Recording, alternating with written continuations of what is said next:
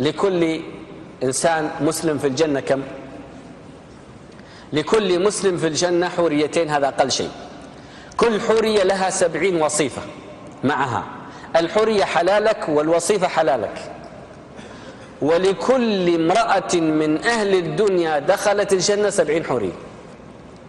فترتيب نساء الجنة 4. أول شيء امرأة الدنيا، هذه رقم 1، معها 70 حورية. ثاني شيء الحورية معها 70 وصيفة. الثالث الوصيفة، 3 أنواع، عفوا 3 أنواع النساء في الجنة، 3 أنواع. امرأة الدنيا وهي الملكة التي حالها كحالك.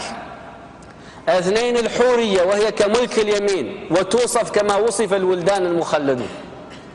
الثالث أزوج في الدنيا بزوجة، فعندك واحدة زوجة، زوجتك اللي في الدنيا، ثم 70 حورية معها حلالك، ثم مع كل حورية 70 وصيفة. أصبح كم عندك من امرأة؟ هذا أقل واحد. طيب لو فرضنا عندك 4 زوجات، مع كل واحدة 70 حورية، مع كل حورية 70 وصيفة، كم صار الجميع؟ أعانكم الله.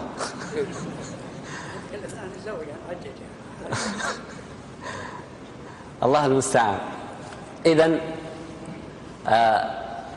عندما تقبل على زوجتك في الجنة وتتنازع أنت وياها الكأس، ويتقارب سريرك مع سريرها، سرر مصفوفة عليها ما في عزل ولا فيها زعل، تحط ظهرك إليها والله تحط ظهرها لك، وجوه متقابلة، تنظر إلى وجهك في وجهها وتنظر إلى وجهها في وجهك، والحديث الطيب بينكما. ثم إذا التقيتما في ذلك اللقاء مدته 70 سنة، 70 سنة من سنوات الدنيا هذا اللقاء الواحد. فإذا كملت ما يقارب 70 سنة تناديك حوريتك الثانية من درجة فوق درجتك: يا عبد الله، يا ولي الله، أليس لنا فيك نصيب؟ فترفع بصرك فإذا هي أجمل من اللي عندك.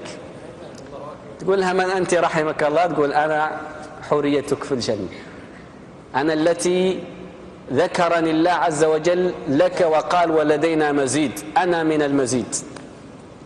تترك هذه وتروح للثانية، أعانك الله، تجلس وياها حول 70 سنة، شوي تناديك الثالثة: يا عبد الله ليس لنا فيك نصيب؟ تنظر فإذا هي أجمل من اللي عندك. رحمك الله، من أنت؟ تقول لك: أنا الذي قال الله عز وجل فينا: فلا تعلم نفس ما أخفي لهم من قرة أعين، أنا مما أخفي من قرة العين لك. تترك هذه تروح عند هذه، وهكذا كل 70 تغير. لذلك الله عز وجل أكرم أهل الجنة كرم لا مزيد عليه، وفي كل أسبوع من أسابيع الجنة زيادة، ولدينا مزيد.